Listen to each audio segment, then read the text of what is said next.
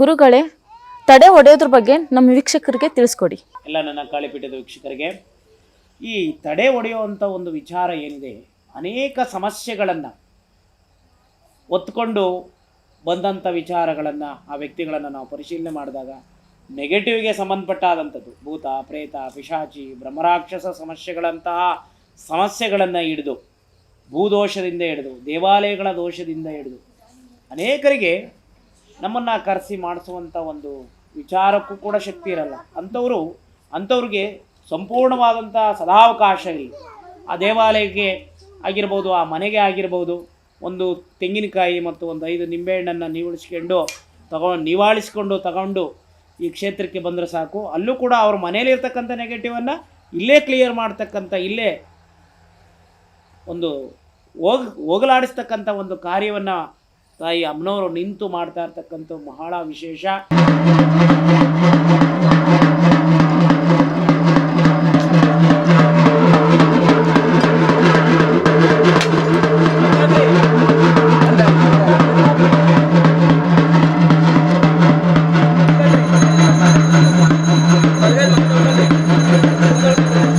ನಮ್ಮದು ತುರುವೇಕೆರೆ, ನಾವು ತುರುವೇಕೆರೆಯಿಂದ ಬಂದಿರೋದು. ಮೇಯ್ನ್ ನನಗೆ ಸ್ವಲ್ಪ ಮನೇಲಿ ಸ್ವಲ್ಪ ಸಮಸ್ಯೆ ಇತ್ತು, ಮತ್ತು ನನಗೂ ಸ್ವಲ್ಪ ಹೆಲ್ತ್ ಪ್ರಾಬ್ಲಮ್ ಇತ್ತು. ನಾನು ಇಲ್ಲಿ ಗುರೂಜಿ ಹತ್ರ ಬಂದಾಗ ಫಸ್ಟ್ ಟೈಮ್ ಗುರೂಜಿ ಹತ್ರ ತಾಳೆಶಾಸ್ತ್ರ ಕೇಳಲಿಕ್ಕೆ ಅಂತ ಬಂದಿದ್ದು. ತುಂಬ ಖುಷಿಯಾಯಿತು.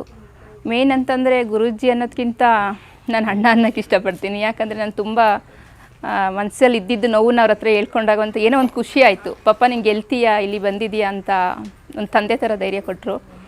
ಒಂದು ಮತ್ತು ಸಮಸ್ಯೆ ಸ್ವಲ್ಪ ಕಂಟ್ರೋಲ್ ಆಯ್ತಾ ಬಂತು. ನನಗೆ ಆರೋಗ್ಯನೂ ಸರಿ ಹೋಯಿತು. ಫಸ್ಟ್ನೇ ತಡೆ ಹೊಡೆದಾಗ ಚೆನ್ನಾಗಿ ಅನ್ನಿಸ್ತು, ಮನಸ್ಸಿಗೆ ಎಲ್ಲ ಧೈರ್ಯ ಬಂತು. ಮತ್ತು ಇವಾಗ ನನಗೆ ಕೆಲವೊಂದು ಸಮಸ್ಯೆಗಳೆಲ್ಲ ಅರಿತಾ ಬಂದಿದೆ. ಮತ್ತು ಮನೇಲೂ ಅಷ್ಟೇ ಧೈರ್ಯವಾಗಿ ಏನಾದರೂ ಫೇಸ್ ಮಾಡಲಿಕ್ಕೆಲ್ಲ ಚೆನ್ನಾಗಿದೆ. ಮತ್ತು ಈಗ ಹೋದ್ವಾರ 3ನೇ ವಾರದಲ್ಲಿ ನನ್ನ ಮಗನಿಗೆ ಬಂದಾಗ ಎಜುಕೇಷನ್ ಬಗ್ಗೆ ಇದು ಮಾಡಿದ್ವಿ. ಒಂದೇ ವಾರದಲ್ಲಿ ಸೀಟ್ ಸಿಕ್ತು. ಅದು ಬೇಗ ಅಡ್ಮಿಷನ್ನು ಕೂಡ ಆಗೋಯಿತು. ಖುಷಿಯಾಯಿತು. ಮತ್ತು ನಮ್ಮ ಮನೆಯವ್ರ ಕೆಲಸದ್ದು ಸಮಸ್ಯೆ ಎಲ್ಲ ಸರಿ ಹೋಯಿತು. ಚೆನ್ನಾಗಿದೆ. ಇಲ್ಲಿ ಏನಂತಂದರೆ ಬೇರೆ ಕಡೆ ಎಲ್ಲ ಹೇಳ್ತಾರೆ, ಈಗ ಏನು ತಡೆ ಹೊಡಿಲಿಕ್ಕೆ 1,000 ಹೇಳ್ತಾರೆ. ನನ್ನ ಮನಸ್ಸಿಗೆ ಹೇಳ್ಬೇಕಂದ್ರೆ ಅಲ್ಲಿ ಅನ್ನದಾನ ಮಾಡ್ತಾರಲ್ಲ, ಅದಕ್ಕೆ ಕಟ್ಟೋದು ಅಷ್ಟೇ. ನಾವು 4 ಜನ ಅನ್ನದಾನಕ್ಕೆ ನಾವು ಕಟ್ತೀವಿ ಹೊರತು ಗುರೂಜಿಗಂತೂ ಕೊಡೋಲ್ಲ.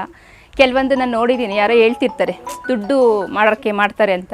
ಖಂಡಿತ ಇಲ್ಲ. ಇಲ್ಲಿ ನಾನು ಅಮ್ಮನ ಮುಂದೆ ನಿಂತಿದ್ದೀನಿ. ಯಾಕೆಂದರೆ ಆತ್ಮಸಾಕ್ಷಿನೇ ಅಮ್ಮ ಅಂತ ನಂಬೋರು ನಾವು ಜಾಸ್ತಿ ದೇವ್ರಿಗೆ ನಂಬ್ತೀವಿ. ದೇವರು ಅಂದರೆ ಮೂಢನಂಬಿಕೆ ಈ ಥರ ಎಲ್ಲ ಇರುತ್ತಲ್ಲ, ಅದೆಲ್ಲ ಸುಳ್ಳು. ನಮ್ಮ ಆತ್ಮಸಾಕ್ಷಿನೇ ದೇವರು ನಿಜ. ಆದರೆ ಇಲ್ಲಿ ದುಡ್ಡಿಗೋಸ್ಕರ ಮಾಡಲ್ಲ. ಎಷ್ಟೋ ಜನ ನಾವು ಬಂದು 3 ದಿವಸ ಅಲ್ಲಿ ಇದ್ದಾಗ, ಮೊದಲನೇ ದಿನ ಇದ್ದಾಗ 3 ದಿನದವರೆಗೂ ಅವ್ರು ಇದ್ದರು. ನಾವು ಫಸ್ಟ್ನೇ ದಿನ ಕೇಳಕ್ಕೆ ಬಂದಾಗ ಅವ್ರಿಗೆ ಹೆಲ್ತ್ ಸರಿ ಇರಲಿಲ್ಲ, ಮತ್ತು ಅಮೌಂಟ್ ಇಲ್ಲದೆ ಬಂದಿದ್ದರು. ಅಂಥವ್ರನ್ನೆಲ್ಲ ಖಂಡಿತ ಅವರು ಸರಿ ಮಾಡಿ ಕಳಿಸಿದ್ರು.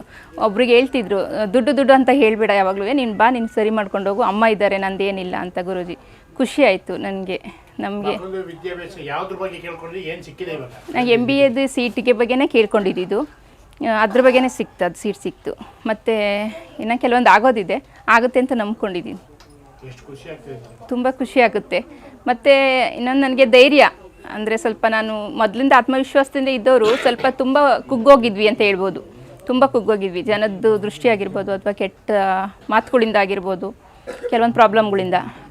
ಆದರೆ ಈಗ ಧೈರ್ಯ ಬಂದಿದೆ. ಅದೇ ನಾನು ಮತ್ತೆ ಗೆಲ್ತೀನಿ. ನಮ್ಮ ಮನೇಲಿ ಹೇಳ್ತಾ ಇರ್ತೀನಿ ಯಾವಾಗಲೂ, ಇಲ್ಲಿಗೆ ಹೋದ್ಮೇಲೆ ನನಗೆ ಉತ್ತರ ಸಿಕ್ತು ಅಂತ. ಫಸ್ಟೇ ಬಂದಾಗ ನನಗೆ ಉತ್ತರ ಸಿಕ್ಕುತ್ತಾ ಅಂತ ಡೌಟಲ್ಲಿತ್ತು.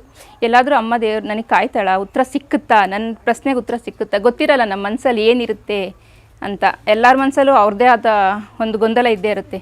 ಉತ್ತರ ಸಿಕ್ಕುತ್ತಾ ಅನ್ನೋ ಒಂದು ಪ್ರಶ್ನೆಗೆ ಉತ್ತರ ಸಿಕ್ಕುತ್ತೆ. 100%ಗಿಂತ 100% ಸಿಕ್ಕುತ್ತೆ ಅನ್ನೋ ಗ್ಯಾರಂಟಿ ಇದೆ ಈ ಜಾಗಕ್ಕೆ ಬಂದರೆ.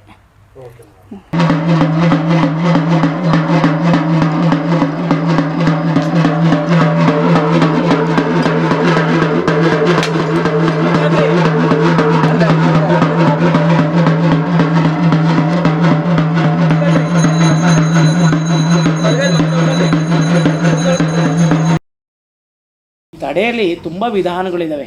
ಸರ್ಪಕಟ್ಟಾಗಿರ್ಬೋದು, ನಾಗಕಟ್ಟು, ಮತ್ತು ಭೂತಕಟ್ಟು, ಬ್ರಹ್ಮರಾಕ್ಷಸನ ಕಟ್ಟು, ದೈವಿ ಕಟ್ಟು, ಹೀಗೆ ಅನೇಕ ದೇವತೆಗಳಿಗೆ ಸ್ತಂಭನ ಮಾಡಿರ್ತಾರೆ, ಮನುಷ್ಯನ ವ್ಯವಹಾರ ಆಗದಂಗೆ ಮಾಡಿರ್ತಾರೆ.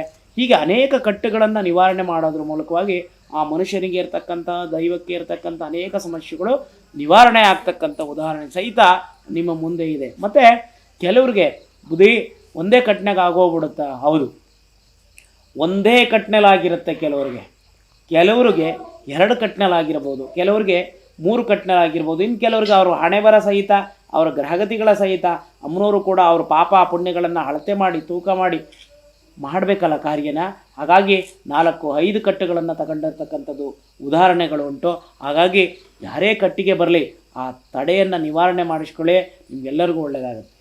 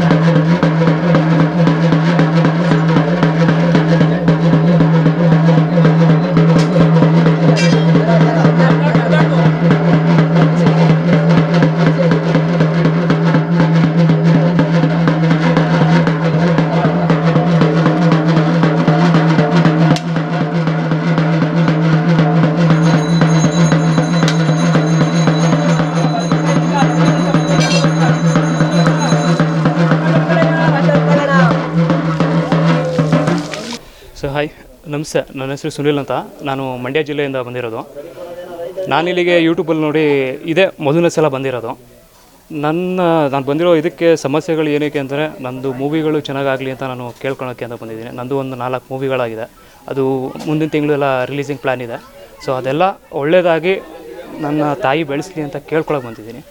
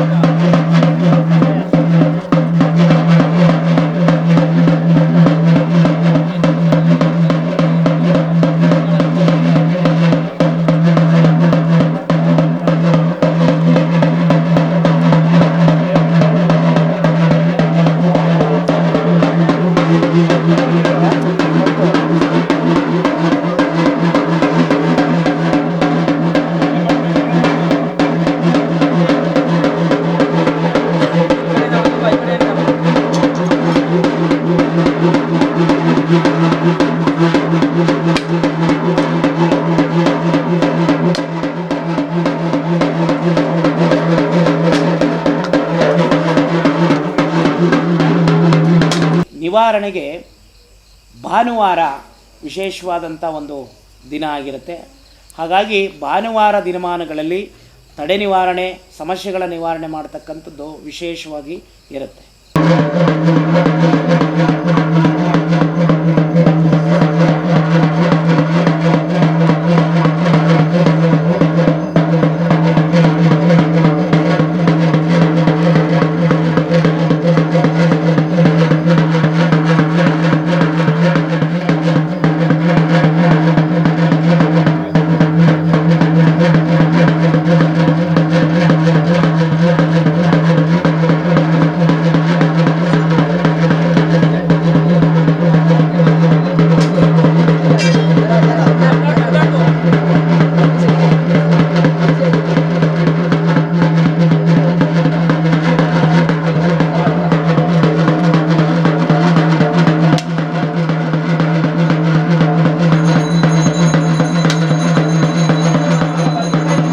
ನಾವು ಇಂಜಿನಿಯರ್ ಮತ್ತು ಕಾಂಟ್ರಾಕ್ಟ್ರು.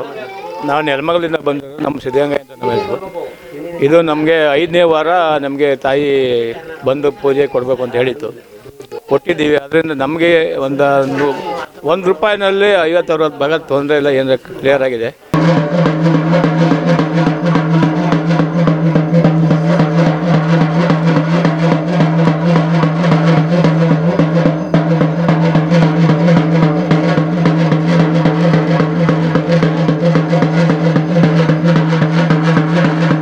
ನಾನು ಇಲ್ಲೇ ಟಿಪ್ಟೂರು ಸ್ಥಳೀಯವಾಸಿ. ನಾನು ಕಷ್ಟಕ್ಕೆ ಅಂತ ಬಂದಿದ್ದೇನೆ. ಸಂಸಾರ, ಫ್ಯಾಮಿಲಿ, ಮಾಟ ಮಂತ್ರ ಕುತಂತ್ರದಿಂದ ಸಿಕ್ಕಾಪಟ್ಟೆ ತೊಂದರೆಲಿದ್ದೆ. ಚೆನ್ನಾಗೇ ಇದ್ದೆ, ಮತ್ತೆ ಕೆಳಗೆ ಬಿದ್ದೆ. ಅಮ್ಮನ ಹತ್ರ ಬಂದು 1 ವರ್ಷ ಚೆನ್ನಾಗಿದ್ದೆ. ಅವಾಗೆಲ್ಲ ಚೆನ್ನಾಗಾಯಿತು. ನನ್ನ ತಲೆಯಲ್ಲಿ ಆಮೇಲೆ ಸ್ವಲ್ಪ ಸರಿ ಆದಮೇಲೆ ಬರೋದು ಬಿಟ್ಟೆ. ಇನ್ನು 6 ತಿಂಗಳಿಗೆ ಮತ್ತೆ ತಿರ್ಗಿ ಸಿಕ್ಕಾಪಟ್ಟೆ ತೊಂದರೆ ಆಗ್ಬಿಡ್ತು.